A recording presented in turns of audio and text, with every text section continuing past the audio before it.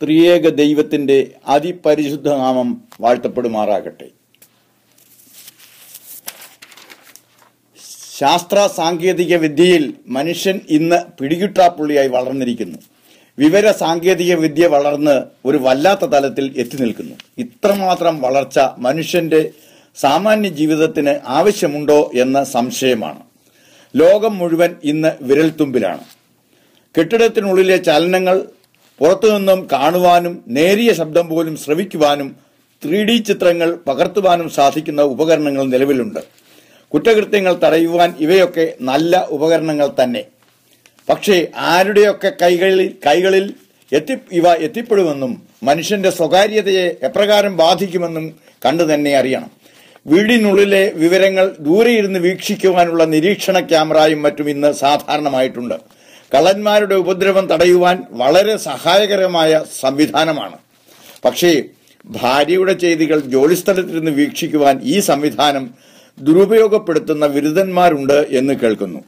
പ്രസ്തുത ഭവനത്തിലെ മെമ്പേഴ്സിനും അതിഥികൾക്കും വസ്ത്രം മാറുവാനുള്ള സ്വാതന്ത്ര്യം പോലും നഷ്ടപ്പെട്ടു എന്ന് ചുരുക്കം. അപരന്റെ മനസ്സ് വായിക്കാനുള്ള ഉപകരണം കൂടി കണ്ടുപിടിച്ചു കഴിഞ്ഞാൽ എല്ലാം പൂർണ്ണമായി.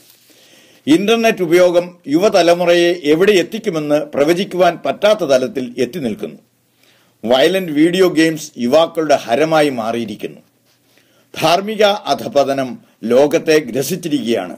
മനുഷ്യ ദൈവ ബന്ധങ്ങളിലും മനുഷ്യ ബന്ധങ്ങളിലും ഉലച്ചിൽ സംഭവിച്ചിരിക്കുന്നു. പക്ഷേ മനുഷ്യൻ അതേക്കുറിച്ച് വേദനിക്കുന്നില്ല. കമ്പോള വ്യവസ്ഥിതിക്ക് മനസ്സ് പണയപ്പെടുത്തിയ മനുഷ്യൻ ദൈവത്തെ പോലും കമ്പോളത്തിന്റെ ഭാഗമായിട്ടാണ് കാണുന്നത്. കൈക്കൂലിയും അഴിമതിയും ഏത് രംഗത്തും കൊടികുത്തി വാഴുന്നു. മനുഷ്യനെ ലേലം വിളിക്കുന്ന അവസ്ഥയിലേക്ക് സമൂഹം അധപ്പതിച്ചിരിക്കുന്നു. മായം ചേർക്കാത്ത ഭക്ഷണം കഴിക്കുവാനുള്ള അവകാശം മനുഷ്യന് നഷ്ടപ്പെട്ടിരിക്കുന്നു. ടെററിസ്റ്റ് ഭീഷണി പരമകാഷ്ഠയിൽ എത്തിയിരിക്കുന്നു. പ്രയാണമാർഗത്തിൽ എവിടെയോ മനുഷ്യന് കാലിടറി. ഈ തകർച്ച തിരുത്തപ്പെടാത്ത പക്ഷം വരാൻ പോകുന്ന ദുരന്തം ചെറുതായിരിക്കേയില്ല.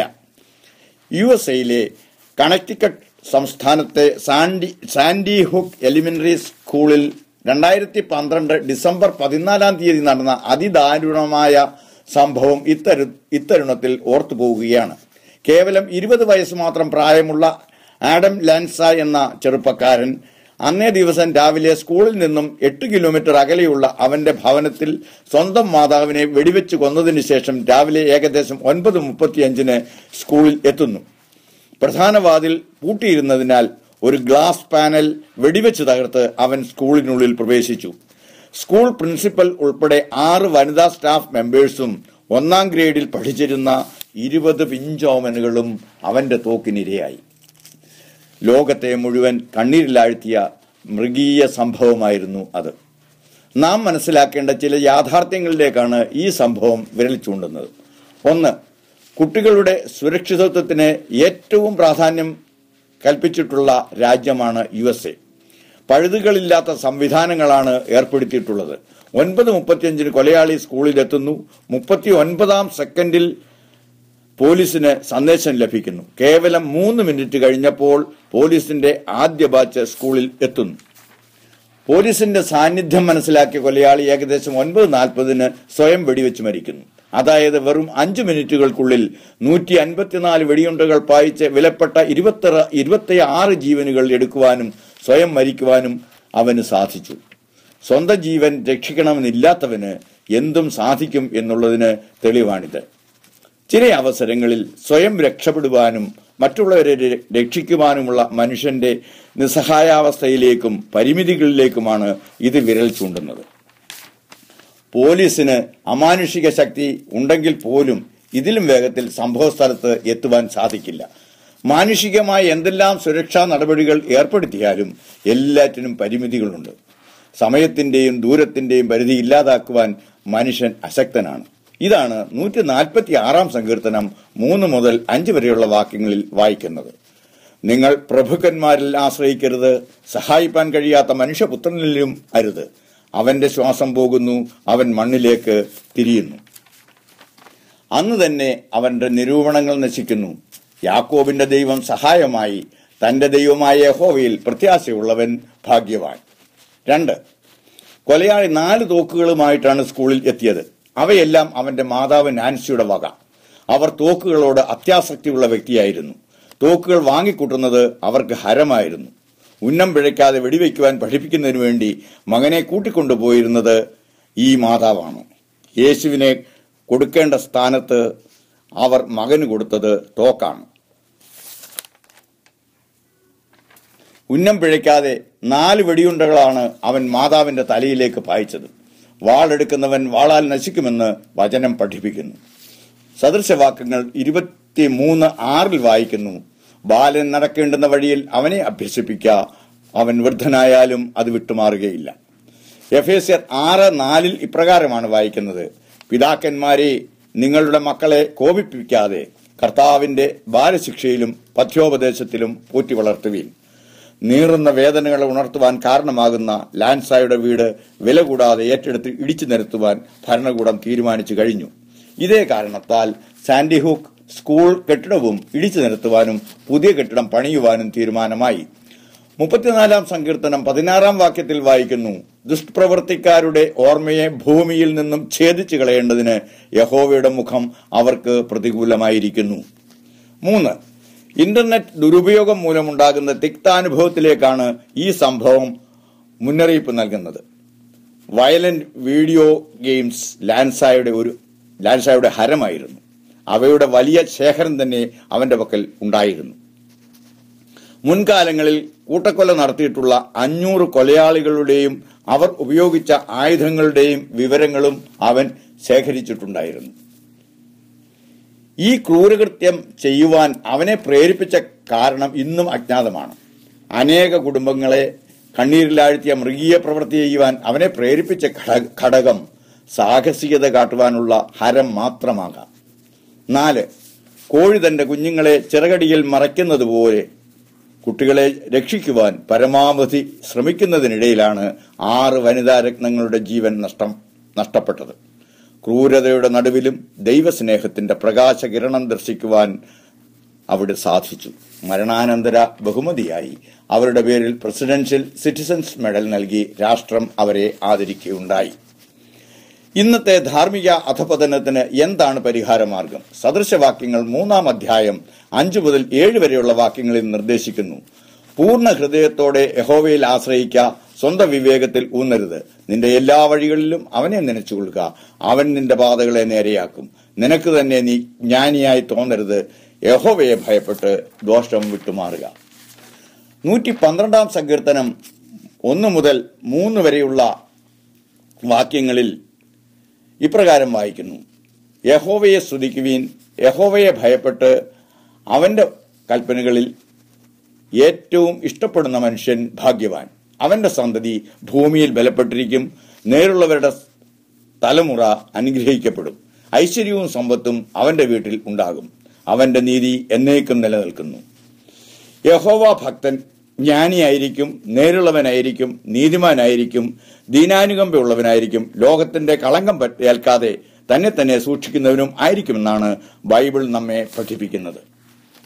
അടിമത്വത്തിന്റെ ശപിക്കപ്പെട്ട ഭയമല്ല ദൈവഭയം, മറിച്ച് മക്കളോടുള്ള ദൈവത്തിന്റെ മധുരതരമായ സ്നേഹത്തിലേക്കാണ് ദൈവഭയം നമ്മെ നയിക്കുന്നത്. നമ്മെ ശോധന ചെയ്യുന്നവനും നമ്മുടെ വഴികളെയൊക്കെയും അറിയുന്നവനും നമ്മുടെ നിരൂപണങ്ങൾ ദൂരത്തു നിന്നും ഗ്രഹിക്കുന്നവനുമായ ദൈവത്തെയാണ് നാം ഭയപ്പെടുന്നത്. ദൈവഭയമുള്ള മനുഷ്യൻ ദൈവകൽപ്പനകൾ പഠിക്കുന്നതിനും പ്രമാണിക്കുന്നതിനും ഉദ്യമിക്കും. മാത്രമല്ല അതിൽ ആനന്ദം കണ്ടെത്തുകയും ചെയ്യുന്നു. അങ്ങനെയുള്ളവർ തങ്ങളുടെ ചുമതലയിൽപ്പെട്ട ഭവനത്തിന്റെ നന്മയ്ക്കും പുരോഗതിക്കും വേണ്ടി സത്യസന്ധമായ രീതിയിൽ കാര്യങ്ങൾ കൈകാര്യം ചെയ്യുന്നവരും ആയിരിക്കും. ദൈവ പൈതൽ എന്ന പേരിന് തുല്യമായി ഒരു പിന്തുടർച്ചയുമില്ല. കളങ്കമില്ലാത്തവരുടെ തലമുറ അനുഗ്രഹിക്കപ്പെട്ടതാണ്. യുഗങ്ങളോളം അവർ ദൈവത്തിന്റെ അനുഗ്രഹത്തിന് കീഴിൽ സ്ഥിരമായി നിൽക്കും. ദൈവമക്കൾ പീഡിപ്പിക്കപ്പെട്ടേക്കാം, പക്ഷേ ഉപേക്ഷിക്കപ്പെടുകയില്ല. ദൈവിക അനുഗ്രഹം അവരുടെ പിന്തുടർച്ചാവകാശമാണ്. ഇത് തെളിയിക്കപ്പെട്ട വസ്തുതയാണ്. നമ്മുടെ ചുറ്റുപാടുകളിലേക്ക് കണ്ണോടിച്ചാൽ അപ്രകാരമുള്ള ഭവനങ്ങൾ കാണുവാൻ നമുക്ക് സാധിക്കും. സാന്ദർഭികമായി എനിക്ക് നേരിട്ട് പരിചയമുള്ള ഒരു കുടുംബത്തെ ഉദാഹരണമായി ചൂണ്ടിക്കാണിക്കുന്നത് ഉചിതമായിരിക്കുമെന്ന് വിശ്വസിക്കുന്നു. സുവിശേഷ വയലുകളിൽ നിറവിളവ് കൊയ്തുകൂട്ടിയ സുവിശേഷ പ്രവർത്തകനായിരുന്നു 1878 മുതൽ 1962 വരെ ജീവിച്ചിരുന്ന റവറൻ MV പോത്തനച്ചൻ. ആഴമായ ദൈവവിളിയുടെ ബോധത്തോടുകൂടി ആത്മാർത്ഥമായി ദൈവവേല ചെയ്ത ആംഗ്ലിക്കൻ സഭയിലെ ഒരു പുരോഹിത ശ്രേഷ്ഠനായിരുന്നു അദ്ദേഹം. വേദ പാണ്ഡിത്യത്തിന്റെയും ലോക പരിജ്ഞാനത്തിന്റെയും പ്രാർത്ഥനാനിഷ്ഠ, ജീവിത ലാളിത്യം, സേവന തൽപരത, ജീവിത വിശുദ്ധി തുടങ്ങിയ ഉത്തമ ഗുണങ്ങളുടെയും നിദർശനമായിരുന്ന അദ്ദേഹം ഉജ്ജ്വല വാഗ്മിയും ആയിരുന്നു. എക്യുമെനിക്കൽ കാഴ്ചപ്പാടും സമഭാവനയും ജീവിത ദർശനത്തിന്റെ സാരമാക്കി അദ്ദേഹം 60 വർഷക്കാലം ദൈവവേല ചെയ്തു. അതോടൊപ്പം അധ്യാപകനായും സേവനമനുഷ്ഠിച്ചു. വശ്യമായ പെരുമാറ്റവും വിശിഷ്ടമായ ഫലിതബോധവും അചഞ്ചലമായ ദൈവഭക്തിയും നേതൃത്വ ഗുണവും നേരും വിളങ്ങിയ ബഹുമുഖ വ്യക്തിത്വത്തിന്റെ ഉടമയായിരുന്നു പോത്തനച്ചൻ. സമൂഹത്തിൽ പിന്നോക്കം നിൽക്കുന്ന വിഭാഗത്തോട് അദ്ദേഹത്തിനുണ്ടായിരുന്ന കരുണയും സമഭാവനയും ഏകീകരണ മനോഭാവവും അദ്ദേഹത്തെ എല്ലാവരുടെയും സ്നേഹ ബഹുമാനങ്ങൾക്ക് പാത്രമാക്കി. പിന്നോക്ക വിഭാഗങ്ങളിലെ കുട്ടികൾക്ക് സർക്കാർ സ്കൂളുകളിൽ പ്രവേശനം ലഭിക്കുന്നതിന് എതിർപ്പുകൾ ഉണ്ടായിരുന്ന അക്കാലത്ത് അവയെ ചെറുത്തു തോൽപ്പിച്ച അനേകം കുട്ടികൾക്ക് അദ്ദേഹം തന്റെ വീടിനടുത്തുള്ള സർക്കാർ സ്കൂളിൽ പ്രവേശനം നേടിക്കൊടുക്കുകയുണ്ടായി. അതോടനുബന്ധിച്ച് അദ്ദേഹത്തിന് പല ക്ലേശങ്ങളും സഹിക്കേണ്ടതായി വന്നു. 1962 ഓഗസ്റ്റ് മാസം 1-ാം തീയതി പോത്തനച്ചൻ 84-ാം വയസ്സിൽ പരലോകപ്രാപ്തനായി. പ്രസ്തുത വർഷം ജനുവരി മാസത്തിൽ വിവിധ സ്ഥലങ്ങളിലായി അദ്ദേഹം 26 സുവിശേഷ പ്രസംഗങ്ങൾ നടത്തിയതായി അദ്ദേഹത്തിന്റെ ഡയറി കുറിപ്പുകൾ സാക്ഷ്യം വഹിക്കുന്നു. അദ്ദേഹത്തിന്റെ സുവിശേഷ പ്രവർത്തനത്തിലുള്ള തീഷ്ണതയും അർപ്പണ മനോഭാവവും എത്ര ഉന്നതമായിരുന്നു എന്ന് ഇതിൽ നിന്നും മനസ്സിലാക്കാം. അച്ഛന് 7 ആൺമക്കളും 4 പെൺമക്കളും അടങ്ങുന്ന ഒരു വലിയ കുടുംബമാണ് ഉണ്ടായിരുന്നത്. ശമ്പളം തുച്ഛമായിരുന്നുവെങ്കിലും സന്തോഷത്തോടെ കുടുംബം പുലർത്തി. മക്കൾക്ക് നല്ല വിദ്യാഭ്യാസം നൽകി. പിതൃസ്വത്തായി ലഭിച്ച വസ്തുവകകൾ അല്ലാതെ ജീവിതയാത്രയിൽ ഭൗതിക സ്വത്ത് ഒന്നും ആർജിച്ചിരുന്നില്ല. പിതാവിന്റെ സ്വർഗീയ നിക്ഷേപത്തിന്റെ അനുഭവക്കാരായി പിൻതലമുറകൾ ആത്മീയമായി ഔന്നത്യവും അവശ്യം വേണ്ട ഭൗതിക നന്മയും പ്രാപിച്ച് സമാധാനത്തോടും സന്തോഷത്തോടും കൂടി ജീവിക്കുന്നു. ഇപ്പോൾ 5-ാം തലമുറയിൽ അനുഗ്രഹം എത്തി നിൽക്കുന്നു. സ്വർഗീയ അനുഗ്രഹങ്ങളാൽ സന്തോഷിക്കുന്ന ഹൃദയം ലോക മനുഷ്യന്റെ ഉദ്ദേശ ലക്ഷ്യത്തിലുള്ള പരമാനന്ദത്തേക്കാൾ സമ്പന്നമാണ്. അനർഹമായ ഒരു സമ്പത്തും ദൈവഭക്തന്റെ ഭവനത്തിൽ കടക്കുകയില്ല.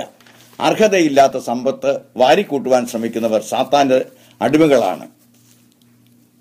കൈക്കൂലി വാങ്ങിയും അഴിമതി നടത്തിയും മയക്കുമരുന്ന് വിറ്റും മായം ചേർത്തും മറ്റു കുൽസിത മാർഗങ്ങളിൽ കൂടിയും മക്കളുടെ നല്ല ഭാവിക്ക് വേണ്ടി പണം സമ്പാദിക്കുന്നവർ മൂഢസ്വർഗത്തിലാണ്.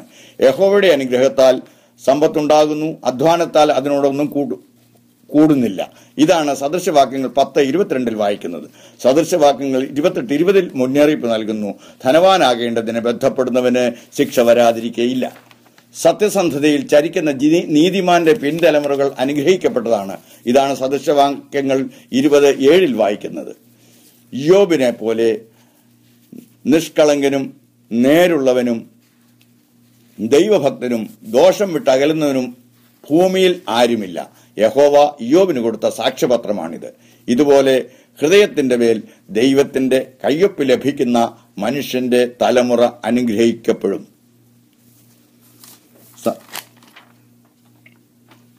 കാരുണ്യവാനും നിത്യനുമായ സ്വർഗീയ പിതാവിന് സ്തുതി.